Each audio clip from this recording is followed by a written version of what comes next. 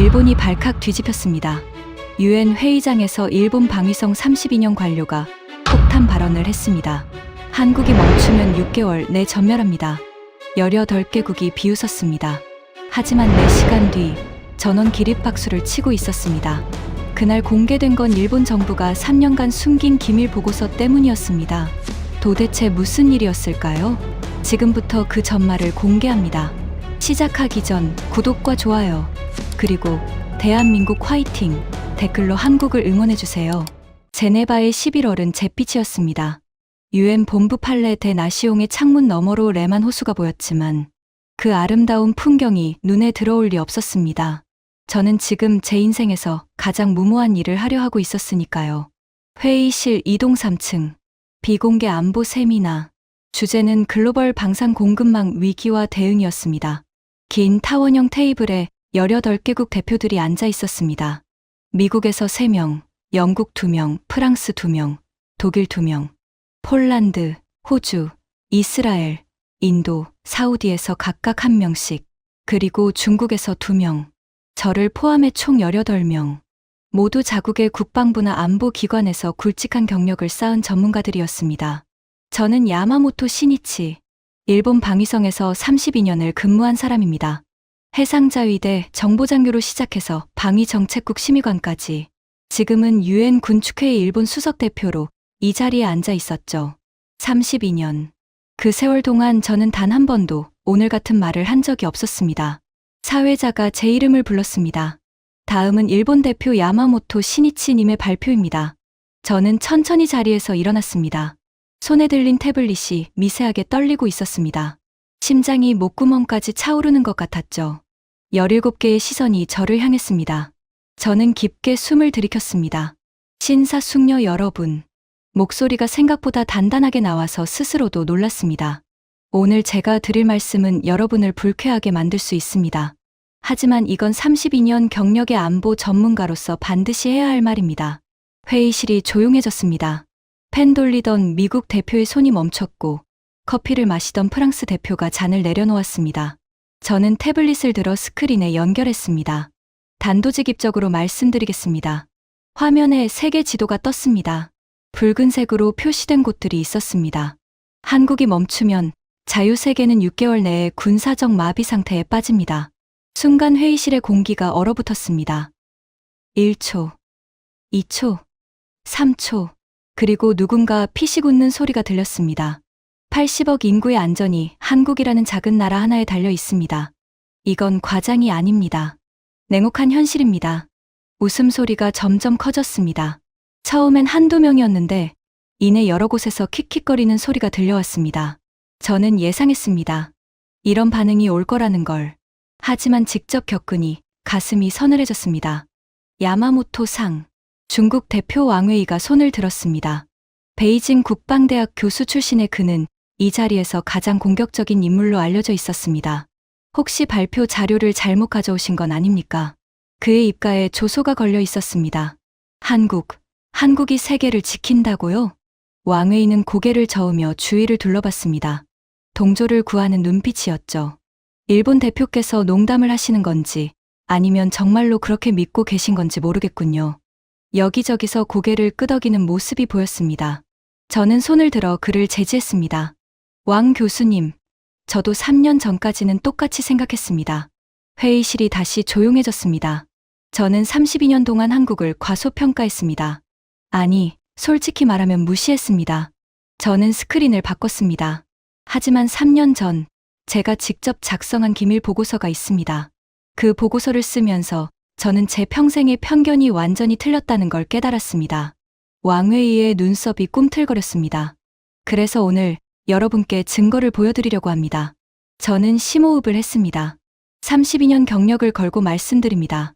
이 자리를 떠나실 때 여러분의 생각은 완전히 달라져 있을 겁니다. 제 말이 끝나기 무섭게 프랑스 대표 피에르 듀퐁이 손을 번쩍 들었습니다. 잠깐만요. 야마모토 상. 그는 50대 후반의 국방부 차관보였습니다. 콧수염을 만지작거리며 비스듬히 기대앉은 자세가 노골적으로 불쾌함을 드러내고 있었죠. 저는 지금 매우 혼란스럽습니다. 그의 목소리에는 프랑스 특유의 우아한 비꼼이 묻어 있었습니다. 일본 대표가 한국을 띄워주는 발언을 하다니 역사적으로 유례없는 일 아닙니까? 여기저기서 웃음이 터졌습니다. 혹시 서울에서 뭔가 받으신 거라도 있습니까? 로비라든가. 저는 이를 악물었습니다. 예상했던 반응이지만 직접 들으니 얼굴이 화끈거렸습니다. 뒤풍 차관보님, 저는 최대한 차분하게 말했습니다. 저는 일본 국익을 위해 32년을 일한 사람입니다. 한국 로비를 받을 이유도 받은 적도 없습니다. 그렇다면 더 이해가 안 되는군요. 피에르가 어깨를 으쓱했습니다. 한국 무기가 뭐가 그리 대단합니까? 가격이 싼 건 인정하죠. 하지만 그게 품질을 의미하진 않습니다. 우리 프랑스의 CAESAR 자주포가 성능 면에서는 훨씬 우월하다는 건 업계 상식 아닙니까? 독일 대표 카를 슈미트가 거들었습니다. 전 연방군 소장 출신의 그는 체구가 크고 목소리도 우렁찼습니다. 동의합니다. 야마모토 상, 당신이 무슨 데이터를 가져왔는지 모르겠지만 한국 K2 전차가 우리 레오파드 2보다 우월하다는 주장은 세계 전차 역사를 모독하는 겁니다. 그의 눈빛이 차가웠습니다.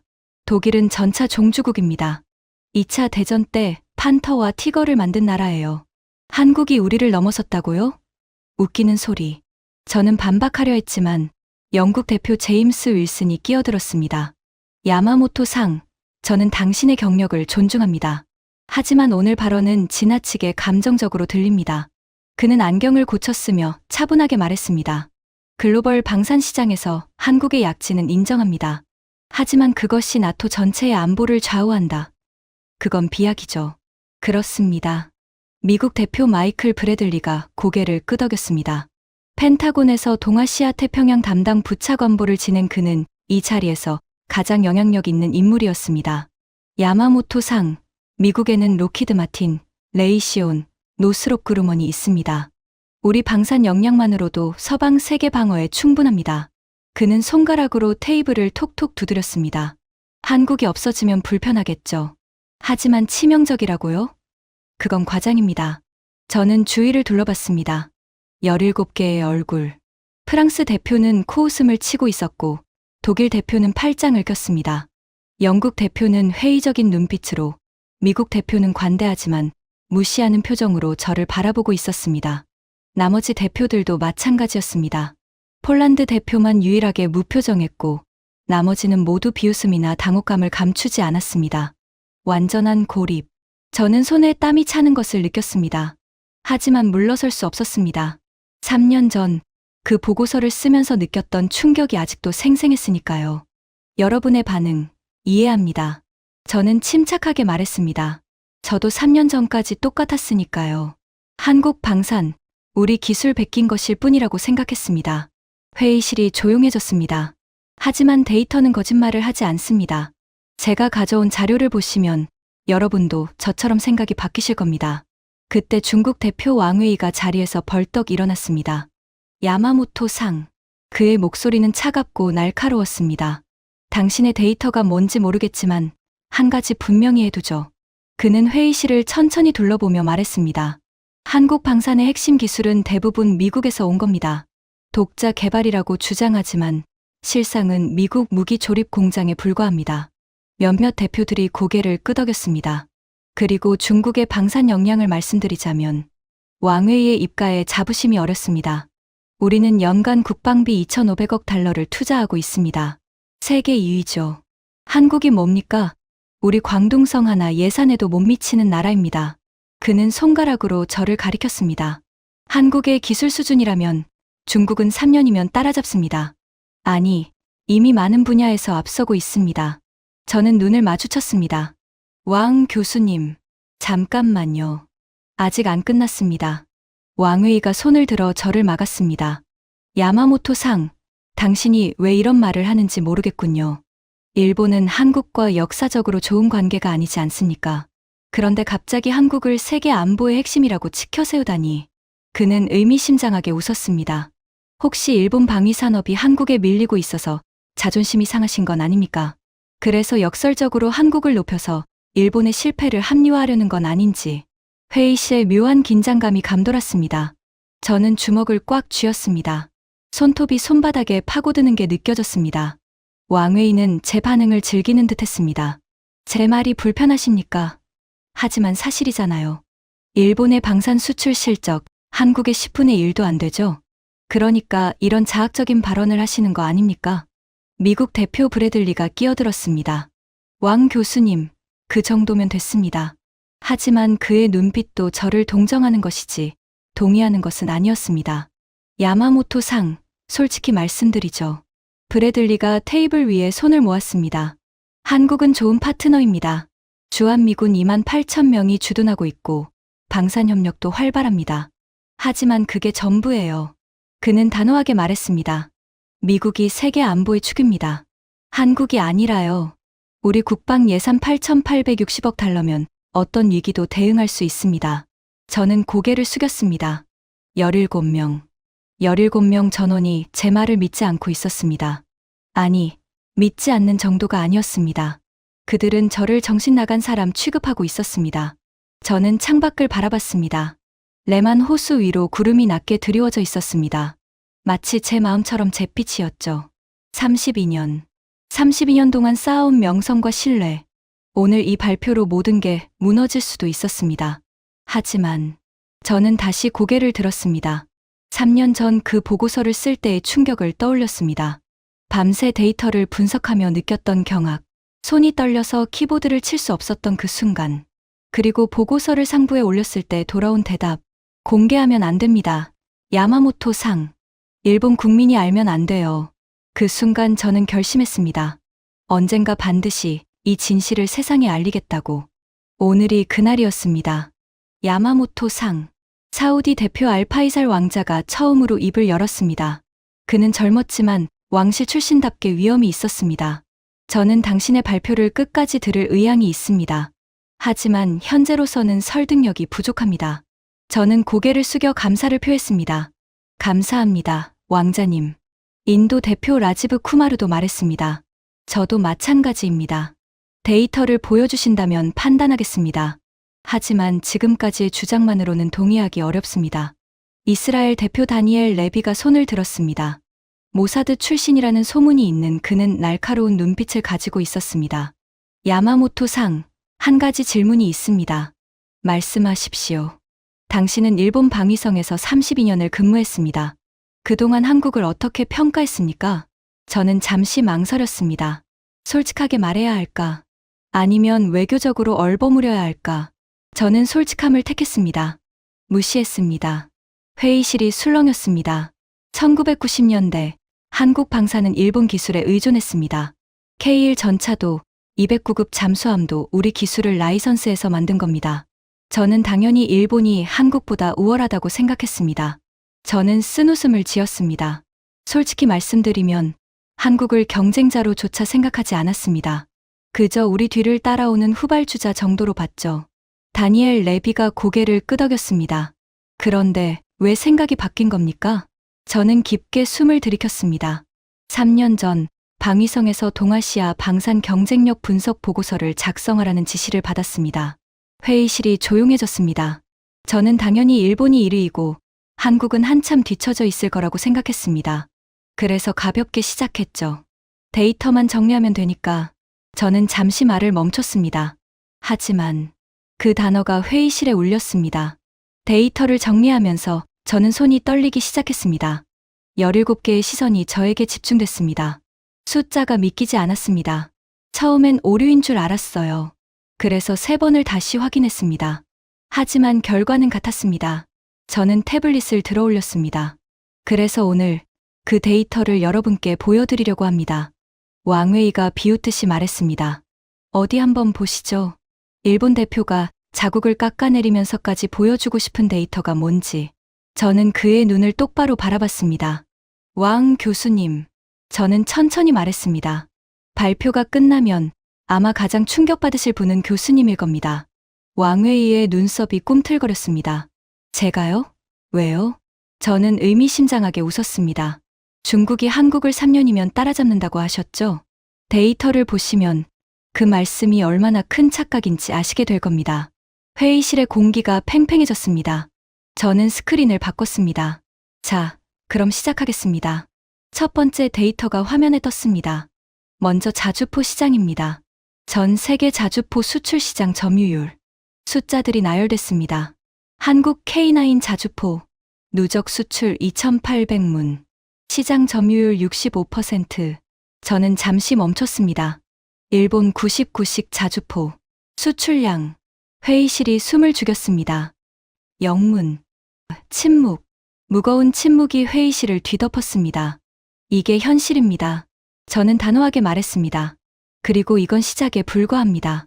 화면에 뜬 숫자를 본 순간 회의실의 공기가 달라졌습니다. K9 자주포 수출량 2,800문, 시장 점유율 65%, 일본 99식 자주포 수출량 0문. 잠깐만요. 독일 대표 카를 슈미트가 손을 들었습니다. 그 숫자가 정확합니까? K9이 2,800문이나 팔렸다고요? 저는 고개를 끄덕였습니다. 정확합니다. 슈미트 장군님, 터키, 폴란드, 노르웨이, 에스토니아, 핀란드, 호주, 이집트, 인도. 현재 8개국이 K9을 운용하고 있고 추가 협상 중인 국가가 5개국 더 있습니다. 슈미트의 눈썹이 꿈틀거렸습니다. 우리 필시 2000은요? 저는 다음 슬라이드를 띄웠습니다. 독일 필시 2000점, 누적 수출량 410문, 시장 점유율 12%. 슈미트의 얼굴이 굳어졌습니다. 프랑스 CAESAR는요? 피에르 뒤퐁이 날카롭게 물었습니다. CAESAR 자주포, 누적 수출량 380문, 시장 점유율 11%. 피에르의 콧수염이 파르르 떨렸습니다. 그건 그럴 수 있습니다. 그가 억지로 침착함을 유지하며 말했습니다. 자주포는 가격 경쟁력이 중요한 시장이니까요. 한국이 저가 공세로 밀어붙인 거겠죠. 저는 고개를 저었습니다. 뒤풍 차관보님, 그게 아닙니다. 저는 새로운 데이터를 띄웠습니다. K9 자주포 단가 대당 870만 달러, BLC 2000 단가 대당 1200만 달러, CAESAR 단가 대당 680만 달러. 회의실이 웅성거렸습니다. 보시다시피 K9은 CAESAR보다 비쌉니다. 그런데도 더 많이 팔렸습니다. 피에르의 얼굴이 붉어졌습니다. 그럼 왜 K9이 더 팔린 겁니까? 저는 기다렸다는 듯이 대답했습니다. 성능과 납기 때문입니다. 화면이 바뀌었습니다. K9의 재원표가 나타났습니다. K9 자주포, 최대 사거리 54km, 분당 발사 속도 6발에서 8발, 자동 장전 시스템, 자체 진단 AI 탑재. 저는 슈미트를 바라봤습니다. 비교하자면 BC 2000의 사거리는 40km입니다. 14km 짧죠. 슈미트가 반박했습니다. 하지만 PC 2000은 분당 발사 속도가 더 빠릅니다. 순간 최대 10발까지 가능합니다. 맞습니다. 하지만 그건 버스트 모드에서만 가능하고 지속 사격은 불가능합니다. K9은 지속 사격으로 분당 6발을 30분 이상 유지할 수 있습니다. 슈미트의 입이 굳게 닫혔습니다. 저는 가장 중요한 데이터를 띄웠습니다. 그리고 납기입니다. 화면에 막대 그래프가 나타났습니다. K9 자주포 납기 주문 후 18개월, BLC 2000 납기 주문 후 48개월. 회의실이 술렁였습니다. 4배 차이입니다. 전쟁이 났는데 4년을 기다리라고요? 그동안 나라가 망합니다. 저는 단호하게 말했습니다. 이게 한국과 유럽의 차이입니다. 한국은 3교대 풀가동으로 찍어냅니다. 주말도 없고 공휴일도 없습니다. 반면 독일은 노동시간 규제 때문에 생산량에 한계가 있죠. 슈미트가 얼굴을 붉히며 말했습니다. 그건 노동권 보호 차원에서. 장군님. 저는 그의 말을 끊었습니다. 저는 비판하는 게 아닙니다. 사실을 말씀드리는 겁니다. 전쟁에서 무기가 필요할 때 누가 더 빨리 공급할 수 있느냐. 그게 핵심입니다. 회의실이 조용해졌습니다. 저는 첫 번째 데이터의 마무리를 했습니다. 자주포 시장에서 한국은 이미 세계 1위입니다. 이건 논쟁의 여지가 없는 사실입니다. 그때 폴란드 대표 마렉 코발스키가 천천히 손을 들었습니다. 그는 지금까지 한마디도 하지 않고 조용히 듣고만 있었습니다. 폴란드 국방부 차관 출신의 그는 50대 중반의 강인한 인상을 가진 사람이었습니다. 제가 한 말씀 드려도 될까요? 그의 목소리는 낮고 차분했습니다. 물론이죠, 코발스키 차관님. 사회자가 고개를 끄덕였습니다. 코발스키가 자리에서 일어났습니다. 저는 야마모토 대표의 데이터가 정확하다는 걸 증명할 수 있습니다. 회의실이 술렁였습니다. 왜냐하면 저희 폴란드가 직접 겪은 일이니까요. 그는 천천히 회의실을 둘러봤습니다. 2022년 러시아가 우크라이나를 침공했을 때 폴란드는 공포에 빠졌습니다. 우리는 우크라이나 바로 옆에 있습니다. 다음 타겟이 우리일 수도 있었습니다. 그의 목소리가 무거워졌습니다. 당시 폴란드군의 자주포는 구소련제 ES 한국사포가 대부분이었습니다. 40년 넘은 구식 무기였죠. 러시아 신형 무기와 맞서기엔 역부족이었습니다. 코발스키가 독일 대표를 바라봤습니다. 슈미트 장군님, 우리는 먼저 독일에 연락했습니다. 슈미트의 눈썹이 꿈틀거렸습니다. PC 2000을 100문만 급하게 팔아달라고 했습니다. 전쟁이 코앞인데 무기가 없었으니까요. 그는 쓴웃음을 지었습니다. 독일의 대답이 뭐였는지 아십니까? 회의실이 조용해졌습니다. 4년 기다리라고 했습니다. 생산 라인이 꽉 찼다고요. 그리고 가격은 대당 1500만 달러. 100문이면 15억 달러입니다. 슈미트의 얼굴이 굳어졌습니다. 우리는 프랑스에도 연락했습니다. 코발스키가 피에르를 바라봤습니다. CAESAR를 팔아달라고요. 대답은 비슷했습니다. 3년 기다리라고. 가격 협상도 어렵다고. 피에르가 고개를 돌렸습니다. 그래서 우리는 한국에 연락했습니다. 코발스키의 목소리가 달라졌습니다. 뭔가 감정이 섞인 것 같았습니다. 한국의 대답은 달랐습니다. 그는 주머니에서 메모를 꺼냈습니다. 당시 한화 에어로스페이스 대표가 직접 바르샤바로 날아왔습니다. 회의 시간은 2시간도 안 걸렸습니다. 회의실이 숨을 죽였습니다. 한국이 제시한 조건은 이랬습니다. K9 자주포 672문. 단가 대당 780만 달러. 납기 18개월. 숫자가 회의실에 울렸습니다. 독일보다 절반 가격에 납기는 4분의 1이었습니다. 슈미트의 얼굴이 창백해졌습니다. 저희는 추가로 K2 전차 1000대와 FA50 경전투기 48대도 계약했습니다. 총 계약 규모가 145억 달러입니다. 폴란드 역사상 최대 규모의 무기 도입이었습니다. 코발스키가 저를 바라봤습니다. 야마모토 대표님, 저는 당신 말이 과장이 아니라는 걸 압니다. 왜냐하면 저희가 직접 경험했으니까요. 그는 다시 회의실을 둘러봤습니다. 한국이 아니었으면 폴란드는 지금 러시아 앞에서 맨몸으로 서 있었을 겁니다. 무거운 침묵이 흘렀습니다. 저는 코발스키에게 고개를 숙여 감사를 표했습니다. 감사합니다, 차관님. 직접 겪으신 분의 증언은 어떤 데이터보다 강력합니다. 코발스키가 자리에 앉으며 마지막으로 덧붙였습니다. 그리고 한 가지 더 말씀드리자면 회의실이 다시 집중했습니다. 한국 기술자들이 폴란드에 와서 기술 이전 교육을 해줬습니다. 우리가 직접 K9을 생산할 수 있도록요. 독일이나 프랑스는 그런 제안조차 하지 않았습니다. 피에르와 슈미트의 얼굴이 붉어졌습니다. 한국은 무기만 판 게 아닙니다. 우리에게 자립할 수 있는 능력을 줬습니다. 그게 진짜 파트너십 아닙니까? 회의실의 묘한 분위기가 감돌았습니다. 처음으로 누군가가 제 편을 들어준 것이었습니다. 코발스키의 증언이 끝나자 회의실의 분위기가 미묘하게 변했습니다. 아까까지 비웃던 얼굴들이 조금씩 진지해지고 있었습니다. 그때 우크라이나 대표 올렉산드르 코발렌코가 손을 들었습니다. 그는 40대 후반의 군인 출신이었습니다. 왼쪽 뺨에 흉터가 있었는데 전쟁에서 입은 상처라는 소문이 있었습니다. 그의 눈빛은 이 자리 누구보다도 날카롭고 어두웠습니다. 제가 말해도 되겠습니까? 그의 목소리는 낮고 거칠었습니다. 물론이죠. 코발렌코 대령님. 그가 천천히 일어섰습니다. 여러분은 회의실에서 숫자를 보고 계십니다. 하지만 저는 전쟁터에서 그 숫자가 실제로 무엇을 의미하는지 봤습니다. 회의실이 숨을 죽였습니다. 지금 이 순간에도 우크라이나 동부 전선에서는 러시아군과 교전이 벌어지고 있습니다. 바흐무트, 아우디이우카, 쿠피안스크. 매일 수십 명의 우크라이나 병사가 죽고 있습니다. 그의 목소리가 떨렸습니다. 그 전선에서 우리를 지켜주는 게 뭔지 아십니까? 그가 저를 바라봤습니다. K9입니다. 저는 고개를 끄덕였습니다. 폴란드에서 지원받은 K9 자주포가 전선에 배치됐습니다. 처음 K9이 도착했을 때 우리 포병들이 뭐라고 했는지 아십니까? 회의실이 조용해졌습니다. 천사가 내려왔다고 했습니다. 그의 눈가가 붉어졌습니다. K9의 사거리는 54km입니다. 러시아 ES-19 무스타의 사거리는 29km. 거의 2배 차이입니다. 우리는 러시아 포병의 사정거리 밖에서 일방적으로 타격할 수 있게 됐습니다. 그가 주머니에서 사진을 꺼냈습니다. 이건 한 달 전 바흐무트 전선에서 찍은 사진입니다. 사진이 스크린에 떴습니다. 러시아 T-72 전차 3대가 불타고 있는 장면이었습니다. K9 한문이 15분 만에 러시아 전차 3대를 격파했습니다. 54km 밖에서요. 러시아군은 어디서 포격이 오는지도 몰랐습니다. 회의실이 웅성거렸습니다.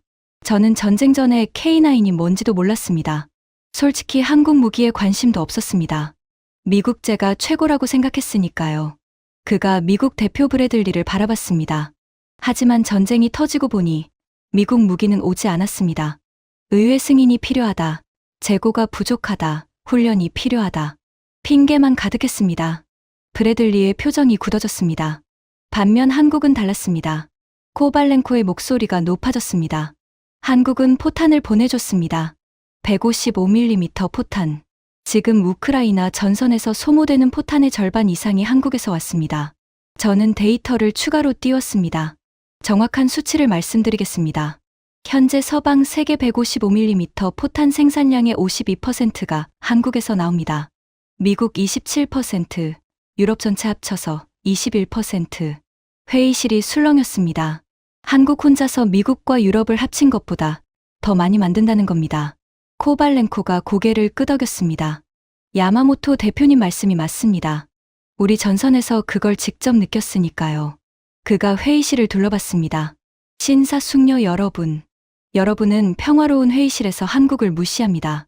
하지만 지금 이 순간에도 한국 무기가 우크라이나 병사들의 목숨을 살리고 있습니다. 그의 눈빛이 날카롭게 변했습니다.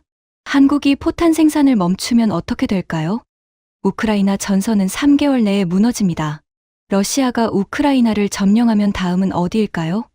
폴란드, 발트 3국, 핀란드. 회의실이 얼어붙었습니다. 야마모토 대표님이 말씀하신 게 바로 이겁니다. 한국이 멈추면 자유세계가 위험해진다는 것. 저는 그게 과장이 아니라 현실이라는 걸 직접 봤습니다. 코발렌코가 자리에 앉았습니다. 무거운 침묵이 흘렀습니다. 저는 주위를 둘러봤습니다. 아까와는 분위기가 완전히 달랐습니다. 비웃던 얼굴들이 진지하게 변해 있었습니다.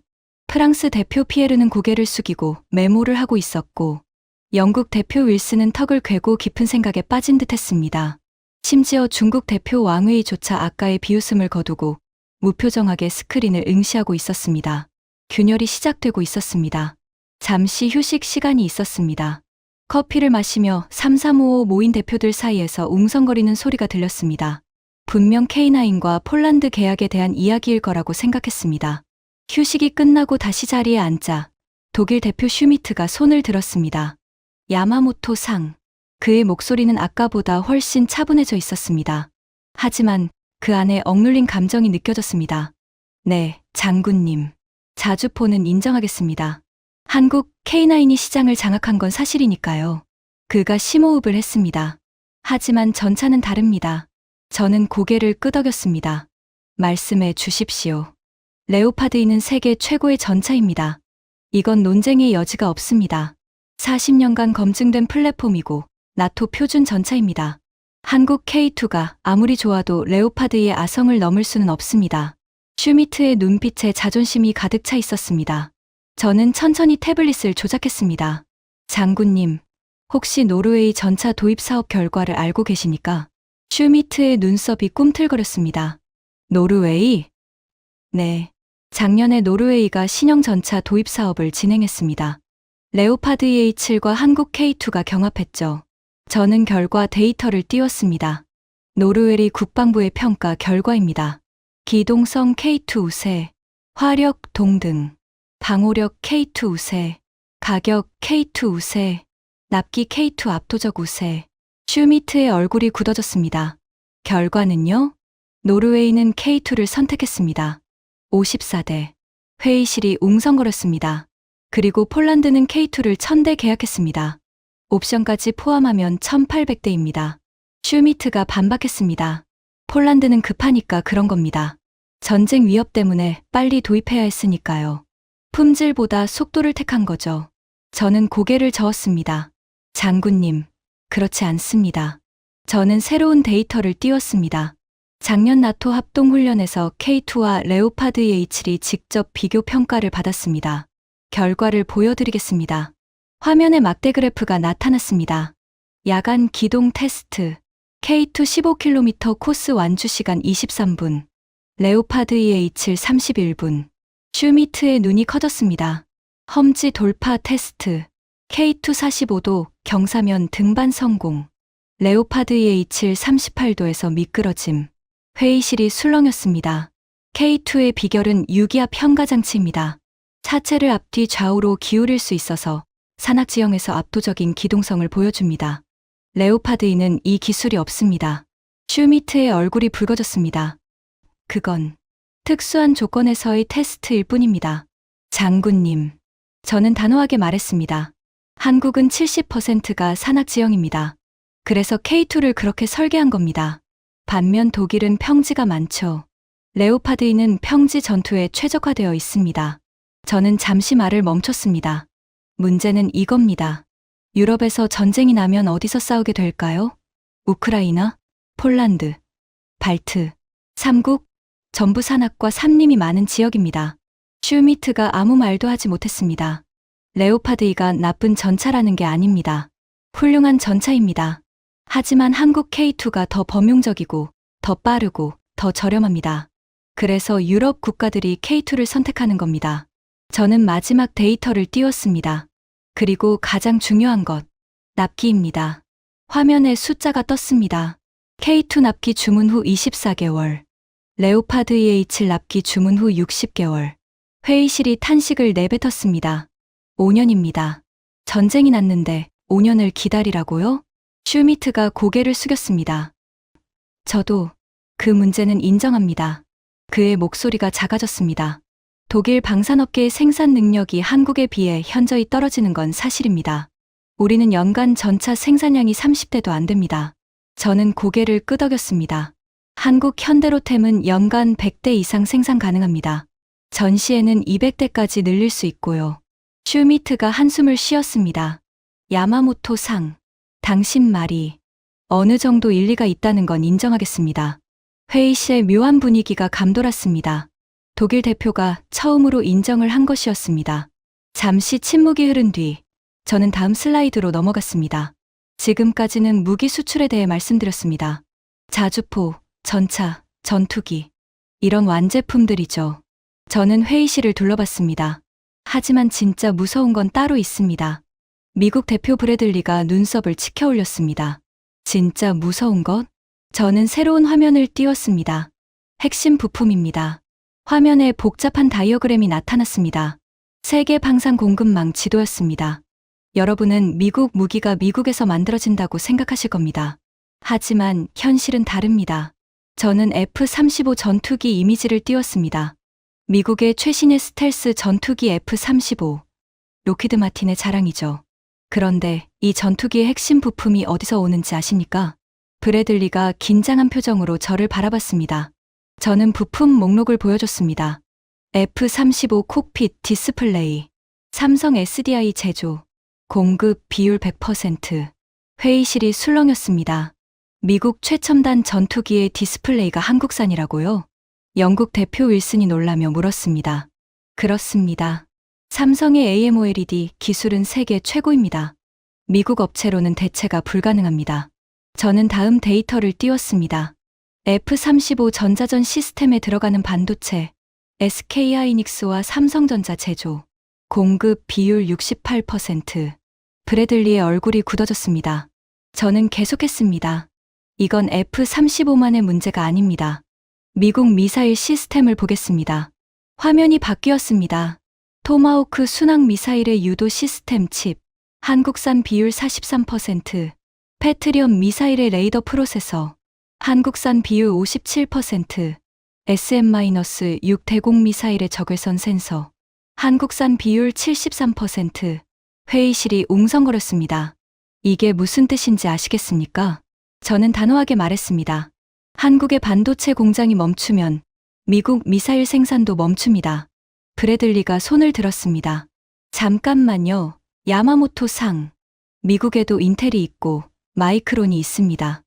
우리도 반도체를 만들 수 있습니다. 저는 고개를 저었습니다. 브래들리 부차관보님.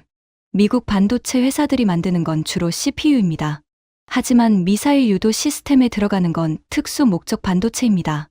메모리, 센서, 신호처리 칩. 이런 분야에서 한국은 세계 시장의 70% 이상을 점유하고 있습니다. 저는 데이터를 추가로 띄웠습니다. 세계 메모리 반도체 시장 점유율.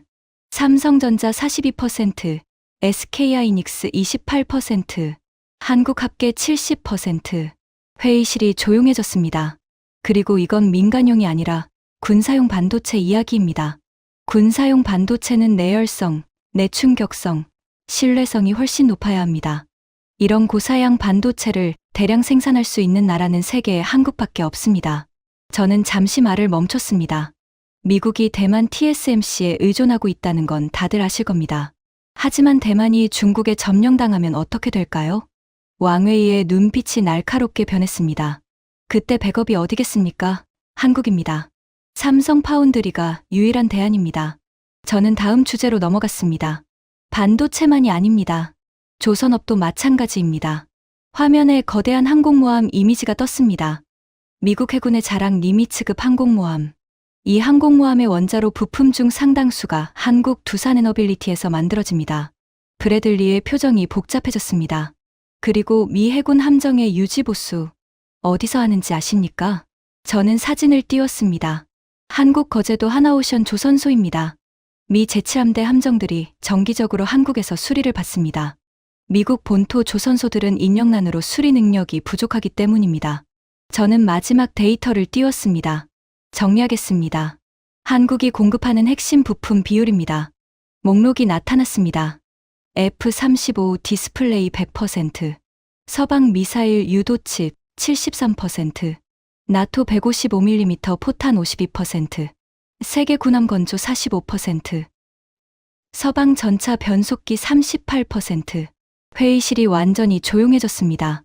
이게 제가 말씀드린 한국이 멈추면 자유세계가 마비된다는 의미입니다. 한국은 완제품만 파는 게 아닙니다. 여러분 나라 무기의 심장과 뇌를 공급하고 있습니다. 저는 단호하게 말했습니다. 한국 반도체 공장이 멈추면 미국 미사일이 멈춥니다. 한국 조선소가 멈추면 미 해군이 멈춥니다. 한국 포탄 공장이 멈추면 우크라이나 전선이 무너집니다. 저는 회의실을 둘러봤습니다. 이래도 한국이 작은 나라라고 말씀하시겠습니까? 무거운 침묵이 흐르던 그때 이스라엘 대표 다니엘 레비가 천천히 손을 들었습니다. 그는 지금까지 한마디도 하지 않고 조용히 듣고만 있었습니다. 모사드 출신이라는 소문답게 그의 표정에서는 아무것도 읽을 수 없었습니다. 제가 한 말씀 드려도 되겠습니까? 그의 목소리는 낮고 차분했습니다. 물론이죠, 레비 국장님. 레비가 천천히 일어섰습니다. 야마모토 대표님의 데이터를 들으면서 저도 몇 가지 자료를 확인해 봤습니다. 그가 자신의 태블릿을 들어올렸습니다. 이스라엘은 정보에 민감한 나라입니다. 우리는 중동에서 홀로 생존해야 하니까요. 그래서 글로벌 방산 공급망에 대해 꽤 상세한 분석을 갖고 있습니다. 회의실이 긴장했습니다. 모사드 출신이 말하는 분석이라면 무게감이 다를 수밖에 없었습니다. 결론부터 말씀드리겠습니다. 레비가 회의실을 둘러봤습니다. 야마모토 대표님의 데이터는 정확합니다. 아니, 오히려 보수적입니다. 회의실이 술렁였습니다. 저희 분석에 따르면 한국 방산의 글로벌 의존도는 야마모토 대표님이 말씀하신 것보다 더 높습니다. 레비가 자신의 데이터를 스크린에 띄웠습니다. 이스라엘의 대표 무기 시스템 아이언돔. 여러분도 아실 겁니다. 하마스의 로켓을 요격하는 그 시스템입니다. 화면에 아이언돔 이미지가 떴습니다. 아이언돔의 핵심 부품 중 하나가 적외선 추적 센서입니다. 이 센서가 로켓의 열을 감지해서 요격 미사일을 유도합니다. 레비가 잠시 말을 멈췄습니다. 이 센서의 핵심 칩이 어디서 오는지 아십니까? 회의실이 숨을 죽였습니다. 한국 삼성전자입니다. 탄식이 터져 나왔습니다. 이스라엘 국민의 생명을 지키는 아이언돔이 한국 반도체 없이는 작동하지 않습니다. 레비의 목소리가 무거워졌습니다. 저희도 대체 공급선을 찾으려고 노력했습니다. 미국, 일본, 대만 전부 시도해봤습니다. 결론은요? 그가 고개를 저었습니다. 불가능합니다. 한국 반도체의 품질과 가격, 납기를 동시에 맞출 수 있는 곳은 없습니다. 레비가 저를 바라봤습니다. 야마모토 대표님, 저는 당신 말에 동의합니다. 그의 목소리가 단호해졌습니다. 한국이 멈추면 이스라엘도 위험해집니다. 아이언돔이 작동하지 않으면 텔아비브에 로켓이 떨어집니다. 수천 명이 죽습니다. 회의실이 완전히 조용해졌습니다. 레비가 다시 자리에 앉으며 마지막으로 덧붙였습니다. 저는 모사드에서 30년을 일했습니다. 그동안 수많은 위협을 분석했습니다. 하지만 가장 무서운 위협은 보이지 않는 것입니다. 그가 회의실을 둘러봤습니다. 여러분은 중국과 러시아를 위협으로 봅니다. 하지만 진짜 위협은 공급망입니다. 한국이라는 링크가 끊어지면 서방 전체가 마비됩니다. 이건 미사일보다 무서운 위협입니다. 저는 레비에게 고개를 숙여 감사를 표했습니다. 감사합니다. 레비 국장님. 현장의 목소리는 어떤 데이터보다 강력합니다. 저는 다시 회의실을 둘러봤습니다. 분위기가 완전히 바뀌어 있었습니다.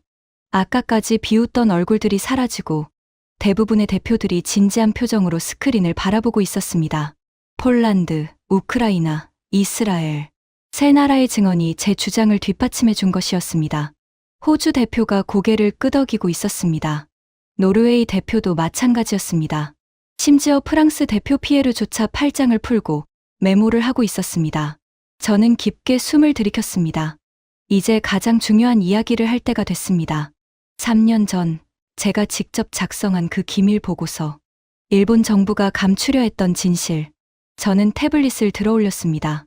자, 이제 마지막 이야기를 하겠습니다. 저의 목소리가 떨렸습니다. 이건 제가 32년 경력을 걸고 말씀드리는 겁니다. 그리고 아마도 제 인생에서 가장 중요한 고백이 될 것입니다. 회의실이 조용해졌습니다. 저는 태블릿을 내려놓고 창밖을 바라봤습니다. 레만 호수 위로 석양이 지고 있었습니다. 어느새 4시간이 넘게 지나 있었습니다. 3년 전 이야기를 하겠습니다. 저의 목소리가 떨렸습니다. 32년 경력 동안 한 번도 떨어본 적 없는 목소리가.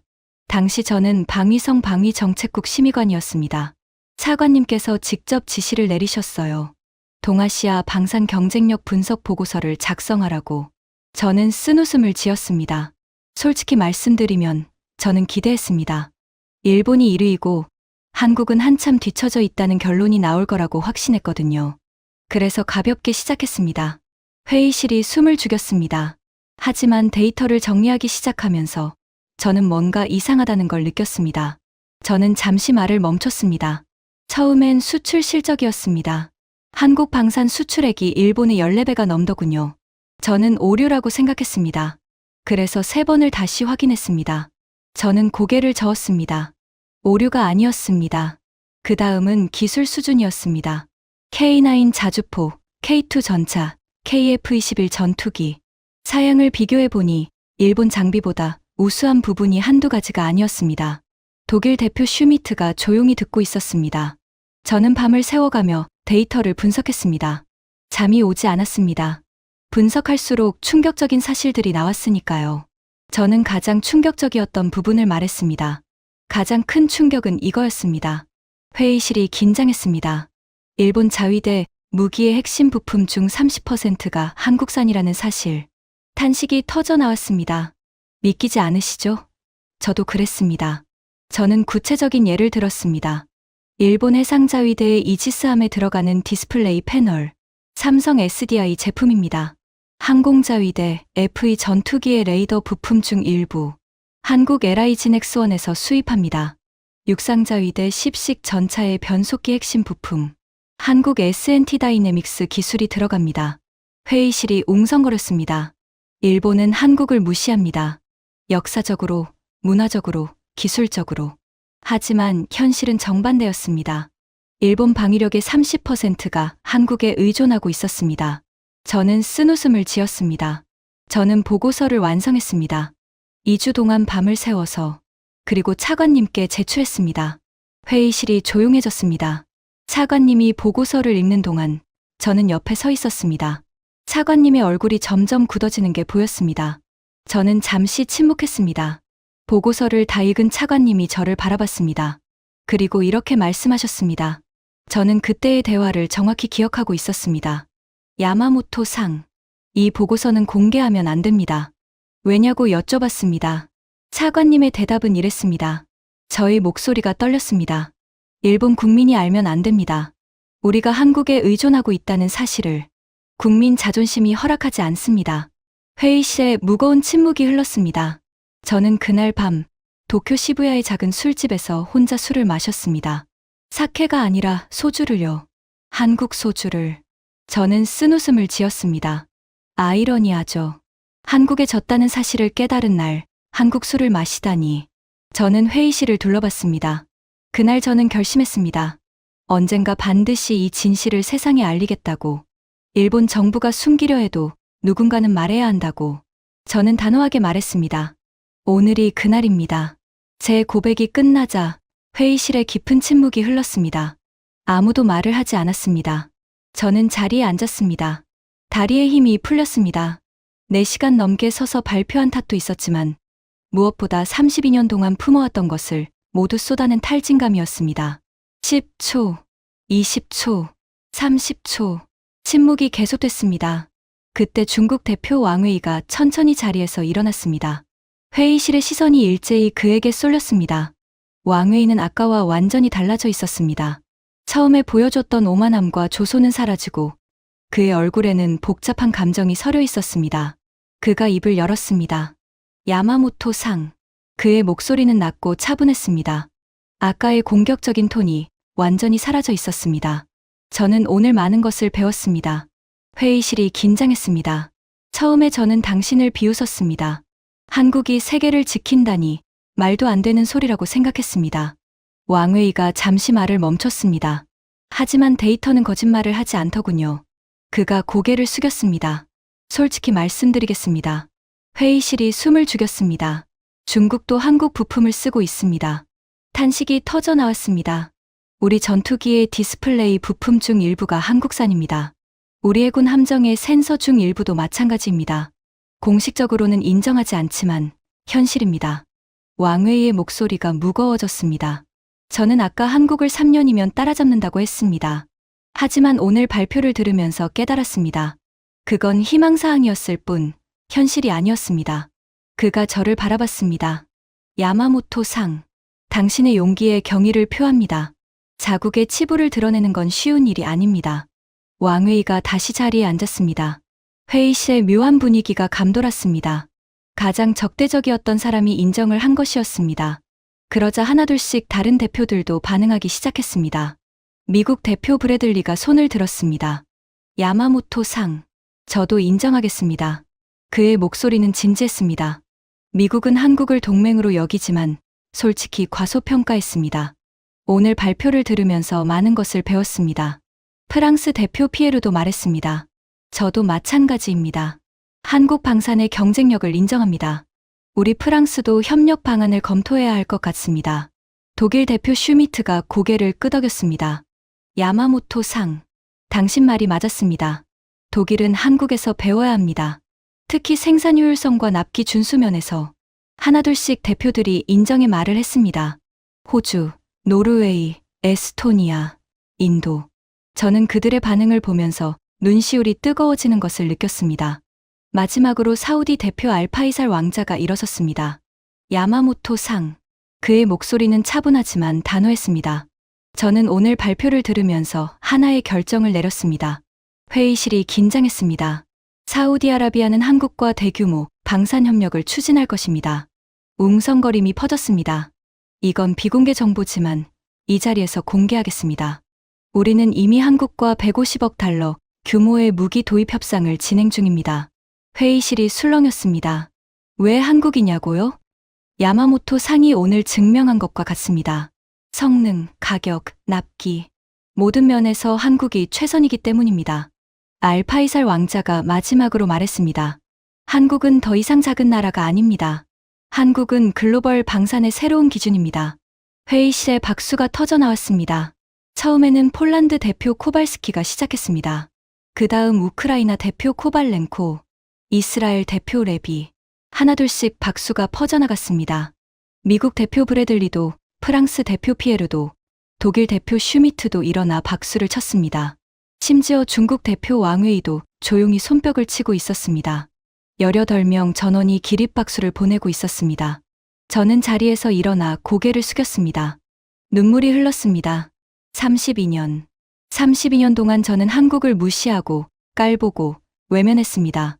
하지만 오늘 그 진실을 마주하고 세상에 알릴 수 있었습니다. 저는 떨리는 목소리로 말했습니다. 감사합니다. 여러분. 저는 창밖을 바라봤습니다. 레만 호수 위로 석양이 붉게 물들고 있었습니다. 70년 전 한국은 폐허였습니다. 전쟁으로 모든 것을 잃었습니다.